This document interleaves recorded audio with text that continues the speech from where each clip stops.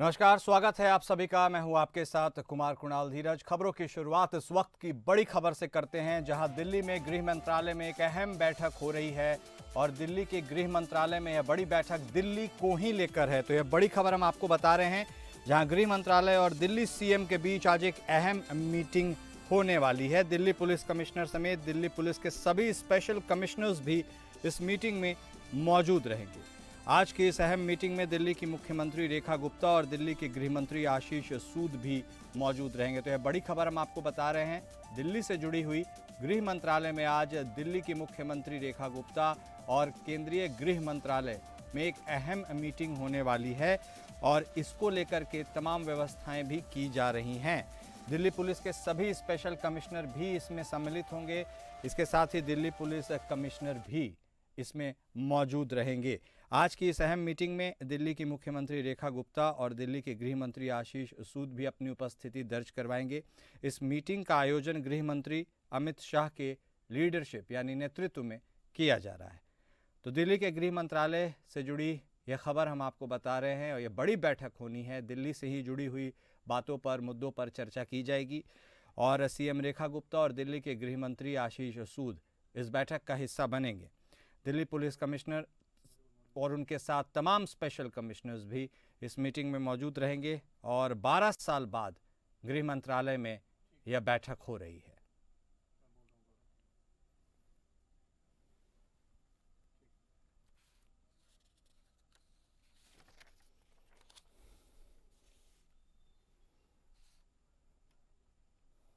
और इस बीच अगली बड़ी खबर छत्तीसगढ़ के बस्तर से, जहां वहां पर नक्सलियों के विरुद्ध अभियान लगातार चलाया जा रहा है। और इसी बीच एक बड़ी खबर आ रही है, जहां बस्तर संभाग में अलग अलग अभियानों में 18 नक्सलियों को गिरफ्तार किया गया है। इनके पास से भारी मात्रा में विस्फोटक भी जब्त किए गए हैं। तो यह बड़ी खबर छत्तीसगढ़ के बस्तर जिले से हम आपको बता रहे हैं। लगातार नक्सलियों के विरुद्ध जो ऑपरेशन चलाया जा रहा है, उनके खात्मे के लिए उसमें एक और उपलब्धि वहां की पुलिस ने हासिल की है। सुरक्षा बलों को निशाना बनाने की साजिश रच रहे थे नक्सली और इसी बीच 18 नक्सलियों को गिरफ्तार भी कर लिया गया है। भारी मात्रा में विस्फोटक भी जब्त किया गया है। इन नक्सलियों को बीजापुर जिले में 3 स्थानों से पकड़ा गया है। इससे पहले 4 नक्सलियों को सुकमा से गिरफ्तार किया गया था। एक अधिकारी ने बताया कि पुलिस और केंद्रीय रिजर्व पुलिस बल यानी सीआरपीएफ की विशिष्ट इकाई commando battalion for resolute action यानी कोबरा की बटालियनें नक्सल विरोध अभियान पर निकली थीं। इस दौरान बीजापुर के उसूर के गुंजेपरती गांव के जंगल से 10 नक्सलियों को गिरफ्तार किया गया।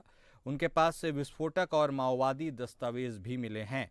एक अन्य अभियान में कोबरा बटालियन और स्थानीय पुलिस ने बासागुड़ा के राजपेंटा और सारकेगुड़ा गांवों के जंगलों के बीच 7 नक्सलियों को पकड़ा। उन्होंने बताया कि उनके पास से 2 tiffin bomb, Codex wire, battery और दैनिक उपयोग की वस्तुएं जब्त की गई। जिला रिजर्व गार्ड यानी डीआरजी और पुलिस ने भैरमगढ़ के चीका गांव के जंगल से एक और नक्सली को पकड़ा है। छत्तीसगढ़ में सबसे बड़ा कॉम्बिंग ऑपरेशन नक्सलियों के विरुद्ध लगातार चलाया जा रहा है और ऐसे में यह बड़ी सफलता नक्सल विरोधी अभियान से जुड़े तमाम सुरक्षा बलों के लिए है, क्योंकि नक्सलों के खात्मे के लिए जिस तरह से लगातार सरकार वचनबद्ध है और क्रियाशील है, ऐसे में यह एक बड़ी उपलब्धि मानी जाएगी। 18 नक्सलियों को गिरफ्तार किया गया है। संवाददाता पीयूष मिश्रा हमारे साथ इसी खबर पर अपडेट देने के लिए जुड़ चुके हैं। पीयूष, नक्सलियों के विरुद्ध लगातार जो अभियान चलाया जा रहा है, उसमें एक मील का पत्थर और एक बड़ी उपलब्धि, 18 नक्सलियों का गिरफ्तार होना। आमतौर पर उनको न्यूट्रलाइज कर दिया जाता है बड़ी संख्या में, लेकिन बहुत बड़ी संख्या में यह गिरफ्तारी उनके और ठिकानों का भी पता बताएगी। कैसे संभव हुआ यह पूरा ऑपरेशन और क्या कुछ है लेटेस्ट अपडेट? देखिए, यहाँ हम दर्शकों को खास तौर पे बता दें कि क्लीन बस्तर के नाम से एक अभियान चलाया जा रहा है।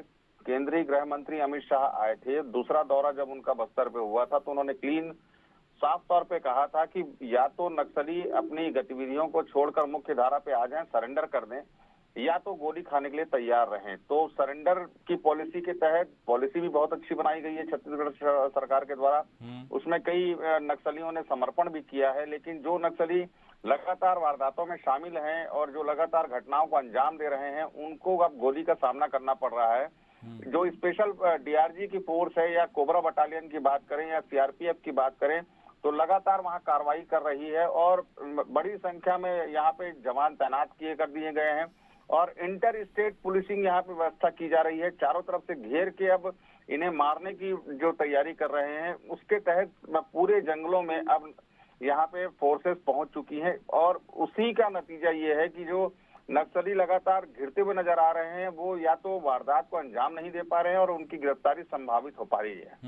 कुणाल जी, बहुत शुक्रिया पीयूष आपका हमारे साथ जुड़ने के लिए और तमाम जानकारी देने के लिए। तो हमारे संवाददाता पीयूष बता रहे थे कि किस प्रकार नक्सलियों को उनके ही मान में घेरा जा रहा है और इसमें सुरक्षा बलों को एक बड़ी सफलता भी मिलती हुई लगातार नजर आ रही है। और इस बीच अगली बड़ी खबर महाराष्ट्र के पुणे से, जहां आखिरकार रेप करने के आरोपी को कड़ी मशक्कत के बाद और 70 घंटे के इंतजार के बाद गिरफ्तार कर लिया गया है। तो महाराष्ट्र के पुणे से यह बड़ी खबर हम आपको बता रहे हैं। लगातार सुरक्षा बल, पुलिस और इन तमाम टीम्स लगी हुई थी इस व्यक्ति को, इस आरोपी को दबोचने के लिए और आखिरकार यह आरोपी, जिसका नाम दत्तात्रेय बताया जा रहा है, उसे गिरफ्तार कर लिया गया है। तो यह बड़ी खबर महाराष्ट्र के पुणे से। पुणे की बस में रेप करने के आरोपी को पुलिस ने आखिरकार दबोच लिया है और रेप करने का यह आरोपी 70 घंटे के बाद पुलिस की गिरफ्त में यानी उसकी पकड़ में आया है।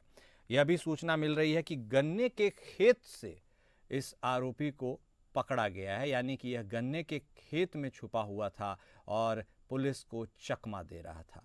तो आखिरकार इस पूरे मामले पर जिसकी सबसे ज़्यादा ज़रूरत थी और जिस पर सबकी निगाहें बनी हुई थी कि आखिरकार यह वहशी दरिंदा कब पकड़ा जाएगा, वह वक्त आ गया, उसे पकड़ लिया गया और रेप करने का आरोपी 70 घंटे के बाद पुलिस की हिरासत में है।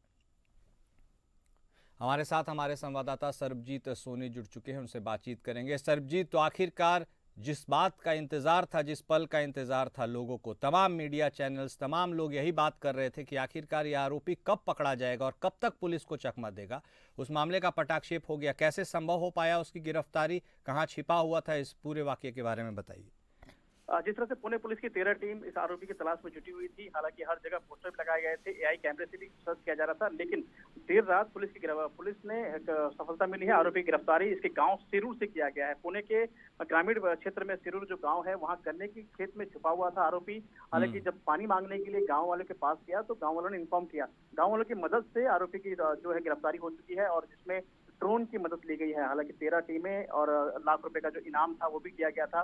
तो लगातार 70 घंटे के बाद आरोपी की गिरफ्तारी हुई, जिसमें कई राजनीति भी हो रही थी और आरोपी की गिरफ्तारी की मांग भी की जा रही थी। अब आरोपी को गिरफ्तार करके पुणे के जो है स्वारगेट पुलिस लाया गया है। आज उसे कोर्ट में पेश किया जाएगा। पेश करने के बाद कोर्ट में रिमांड की मांग करेगी। हालांकि जिस तरह से जो अजित पवार ने कहा था कि इसको फास्ट ट्रैक कोर्ट में चलाया जाएगा, जिसमें जल्द से जल्द आरोपी को कानूनी प्रक्रिया से जो है फांसी सजा दी जाए। अब देखना है कि आरोपी के जो कोर्ट में पेश की जाती है तो क्या उसके पक्ष में बात की जाती है। ठीक है, बहुत शुक्रिया सरबजीत आपका हमारे साथ जुड़ने के लिए और बातचीत करने के लिए। तो हमारे संवाददाता बता रहे थे कि गन्ने के खेत से इसकी गिरफ्तारी संभव हो पाई है जब ये पानी मांगने के लिए निकटवर्ती अपने गांव के लोगों के पास पहुंचा और उसके बाद इसकी सूचना पुलिस को दी गई। और अगली बड़ी खबर उत्तराखंड के अल्मोड़ा से, जहां लगातार मकानों में दरार पड़ने की बात सामने आ रही है। और उत्तराखंड के अल्मोड़ा से यह बड़ी खबर भी हम आपको बता रहे हैं। अल्मोड़ा ज़िले के लुएटा गांव के मकानों में जोशीमठ गढ़वाल की तरह दरारें आ गई है। एक महीने में 4 मकान में दरार आ चुकी है। करीब 35 मकान बेहद जर्जर हालत में हैं। अनहोनी की आशंका के चलते कई लोग टेंट लगाकर वहां पर रहने को, अपना गुजर बसर करने को मजबूर हैं। कुछ ग्रामीणों ने अपने रिश्तेदारों के यहाँ भी शरण ली है। 15 घरों में लोग जान जोखिम में डालकर अब भी रहने को मजबूर है। तो ये बड़ी खबर उत्तराखंड से लगातार हम आपको बता रहे हैं, जहां अपनी जान को जोखिम में डालकर लोग रहने को मजबूर हो रहे हैं। घरों में दरार पड़ने की बात सामने आई है। भैंसिया छाना ब्लॉक स्थित लुएटा के ग्रामीणों ने डीएम आलोक कुमार पांडे से मुलाकात कर गांव की स्थिति से उन्हें अवगत कराया। उन्होंने बताया कि वर्ष 2010 में भी उनके गांव के कई मकानों में दरारें आई थी और 6 मकान पूरी तरह ध्वस्त हो गए थे। तो उत्तराखंड के अल्मोड़ा की यह खबर आपको बता रहे हैं, जहां गांव के 35 घरों में जोशीमठ की ही तरह एक तरह से जोशीमठ पार्ट 2 की भी बात सामने आ रही है। घरों में दरार पड़ गए हैं और 1 महीने में 4 मकान इसकी जद में भी आ चुके हैं। हमारे साथ हमारे संवाददाता सुनील जुड़ चुके हैं इसी खबर पर, उनसे बातचीत करेंगे। सुनील, तो इस वक्त कैसा मंजर है वहां पर, क्योंकि लोग अपने आशियाने में ही काफी डरे सहमे से दुबके हुए हैं। क्या कुछ व्यवस्थाएं उनके लिए किया जा रहा है या फिर आश्वासन ही दिया जा रहा है? इस पूरे वाक्य के बारे में बताइए, क्योंकि जोशीमठ की वह घटना आज भी लोगों को याद है। सुनील, सुन पा रहे हैं आप हमें? सुनील, लगता है हमारे संवाददाता से हमारा संपर्क ठीक से स्थापित नहीं हो पाया। हम कोशिश करेंगे फिर से जुड़ने की, लेकिन जिलाधिकारी को भी बता दिया गया है अल्मोड़ा में इस पूरे वाक़ये के बारे में। और उसके बाद लगातार जो कुछ लोग हैं, जो प्रभावित लोग हैं, वो अपने रिश्तेदारों के यहाँ शरण लिए हुए हैं। कुछ लोग टेंट लगाकर रहने को मजबूर हो रहे हैं और गांव के 35 घरों में यह संख्या बताई जा रही है कि जोशीमठ की तरह ही दरारें उत्पन्न हो गई हैं, जो लोगों को बेहद खौफनाक मंजर का सामना करवा रही है। लोग डरे सहमे हैं, अपने ही आशियानों को बचाने की जुगत में लगे हुए हैं, लेकिन दरारें इतनी बड़ी और भयावह होती जा रही हैं कि उन्हें अंदेशा है कि कभी भी कोई मिसहैप हो सकता है। तो ये तस्वीरें हम आपको दिखा रहे हैं, देखिए उन मकानों की जहां पर जो दीवारें हैं वो किस तरह दरारों से पटी हुई हैं और कितनी बड़ी और चौड़ी ये दरारें हैं। यहाँ तक कि रोड के भी धंसने की खबर सामने आ रही है और ऐसे में तमाम लोग डर के साए में जीने को मजबूर हैं। इस वक्त की बड़ी खबर आपको बता दें, जहां सुप्रीम कोर्ट में एक याचिका डाली गई थी, जहां नई दिल्ली रेलवे स्टेशन पर यह भगदड़ का मामला था और सुप्रीम कोर्ट में दाखिल याचिका में रेल प्रशासन पर मृतकों की संख्या छुपाने का आरोप लगाते हुए रेलवे अधिकारियों के खिलाफ सीबीआई जांच की मांग की गई है। तो यह बड़ी खबर हम आपको बता रहे हैं, जहाँ सुप्रीम कोर्ट में एक याचिका दाखिल की गई जिसमें रेल प्रशासन पर मृतकों की संख्या छुपाने का आरोप लगा है। रेलवे अधिकारियों के खिलाफ सीबीआई जांच की मांग की गई है। साथ ही इस याचिका में रेलवे स्टेशन और हॉस्पिटल के सभी सीसीटीवी फुटेज को सुरक्षित रखे जाने की मांग की गई है। याचिका के मुताबिक 15 फरवरी को नई दिल्ली रेलवे स्टेशन पर हुई भगदड़ में रेल प्रशासन सिर्फ 18 यात्रियों की मौत का आंकड़ा दे रहा है, जो कि सही नहीं है। इसके अलावा याचिका में सभी राज्यों की भीड़भाड़ वाली जगहों पर डिजास्टर मैनेजमेंट एक्ट को अनिवार्य रूप से लागू करने की मांग करते हुए यह कहा गया है कि भीड़ भाड़ वाली ऐसी परिस्थितियों से निपटने के लिए एक नियम बनाए जाने को लेकर सुप्रीम कोर्ट के रिटायर्ड जज की अध्यक्षता में एक कमेटी बनाने की भी मांग की गई। तो ये बड़ी खबर आपको बता रहे हैं, नई दिल्ली रेलवे स्टेशन पर भगदड़ से जुड़ी हुई, जहां 15 फरवरी को हुई भगदड़ का मामला आखिरकार सुप्रीम कोर्ट पहुंचा और सुप्रीम कोर्ट आज इस याचिका पर सुनवाई करेगा। हमारे साथ हमारे संवाददाता विवेक सिंह चंदेल जुड़ चुके हैं, उनका रुख करेंगे, उनसे बातचीत करेंगे। जी विवेक, वह मंजर नई दिल्ली रेलवे स्टेशन का बेहद खौफनाक था और कई लोगों ने अपनी जान गंवा दी और उसको लेकर के भी कई सवालिया निशान थे कि आंकड़े छुपाए जा रहे हैं। अब इसकी गूंज सुनाई देने वाली है सुप्रीम कोर्ट के गलियारों में, और सुप्रीम कोर्ट में इस याचिका के बारे में भी बताइए जो लगाई गई है और आज इसमें क्या कुछ निकलकर सामने आ सकता है। दरअसल कुणाल, देखा जाए तो इस मामले में जो भगदड़ हुई थी 15 फरवरी को, उसको लेकर एक याचिका सुप्रीम कोर्ट में पहले भी दाखिल की गई थी विशाल तिवारी की तरफ से, जिसमें स्टेट्स को भी और जो डिजास्टर मैनेजमेंट को लेके कई चीजें कही गई थी, जिसमें सुप्रीम कोर्ट इसमें इंटरवेंशन करे और जो डिजास्टर मैनेजमेंट को इम्प्लीमेंटेशन जो प्रॉपर रूप से किया जाए, इन सब चीजों को लेकर एक याचिका पहले भी दाखिल की गई है। और कल 24 फरवरी को एक और याचिका ये दाखिल की गई है, जिसमें ये कहा गया है कि चूंकि रेलवे प्रशासन जो है वो बता रहा है कि वो सिर्फ 18 ही मौतें हुई हैं, जबकि जो सीसीटीवी फुटेज और जो मौके पे मौजूद लोग थे उनके मुताबिक लोगों की मौत के आंकड़े काफी ज्यादा हैं। तो ऐसे में इस मामले की सीबीआई जांच कराई जाए। इसके अलावा चाहे वो हॉस्पिटल हो या फिर रेलवे स्टेशन हो, इन जगहों की जो सीसीटीवी फुटेज है उनको संरक्षित कर दिया जाए। और सबसे बड़ी बात जो याचिका दाखिल की उसमें एक बात ये भी कही गई है कि क्योंकि ऐसी भीड़ भाड़ वाली घटना एक महाकुंभ या नई दिल्ली रेलवे स्टेशन की नहीं है, भारत में तमाम जगहों पर ऐसे भीड़ भाड़ वाले कार्यक्रमों का आयोजन होता है और ऐसे में कहीं न कहीं कोई स्टैम्पीड हो जाता है और ऐसी घटनाएं होती रहती है। तो ऐसे में जो भीड़ भाड़ वाली स्थिति जब पैदा होती है तो उसको मैनेजमेंट करने के लिए एक कमेटी गठित करे जो उसके लिए एक दिशा निर्देश बनाए और उसको पूरे देशों में पूरे राज्यों में लागू किया जाए। और इस याचिका में सभी राज्यों को पक्षकार बनाया गया है।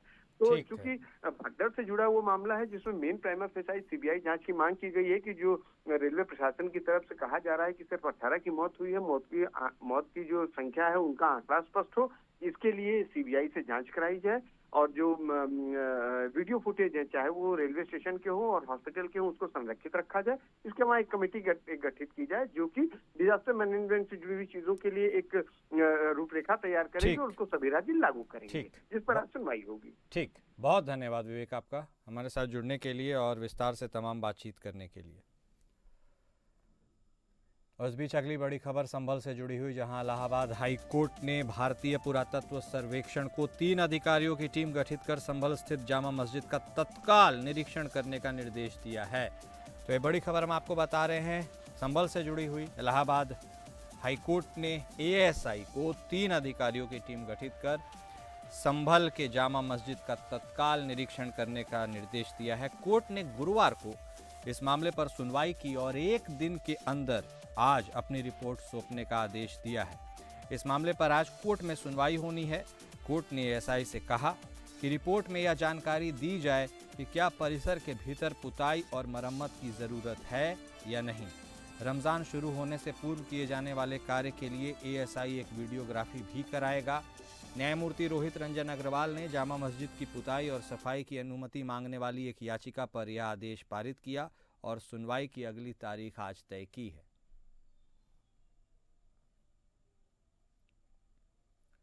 तो संभल स्थित जामा मस्जिद का यह मामला और मस्जिद परिसर में और मस्जिद के अंदर पुताई को लेकर के आज एक अहम सुनवाई होने वाली है। हमारे साथ हमारे संवाददाता चरण सिंह जुड़ चुके हैं, उनसे बातचीत करेंगे। चरण, लगातार सुर्खियों में संभल का जामा मस्जिद बना हुआ है कई वजहों से, लेकिन इस बार जिस याचिका पर इलाहाबाद हाई कोर्ट ने आज फिर से सुनवाई करेगी और 1 दिन में रिपोर्ट मांगा गया है, यह पूरा मामला क्या है और इसमें कहां तक प्रगति हुई है? हाँ जी, मैं आपको बता दूं 3 दिन पहले एक जामा मस्जिद कमेटी की तरफ से एक हाई कोर्ट में रेज दायर की गई थी। उसमें बताया गया था कि रमजान का महीना आने वाला है और उसको रंगाई पुताई के लिए हमें जो है अनुमति चाहिए, साथ ही सौंदर्य जो डेकोरेशन है उसके लिए जो है चाहिए।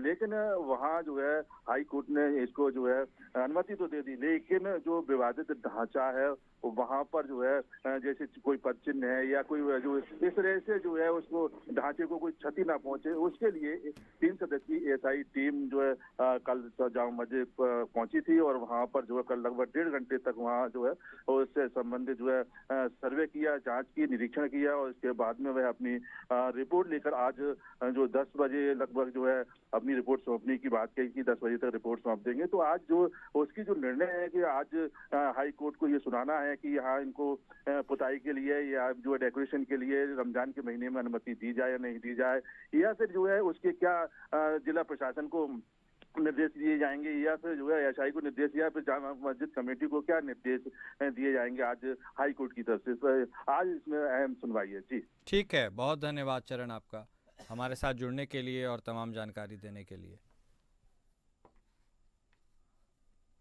और फिलहाल इस बुलेटिन में अभी के लिए बस इतना ही। नमस्कार।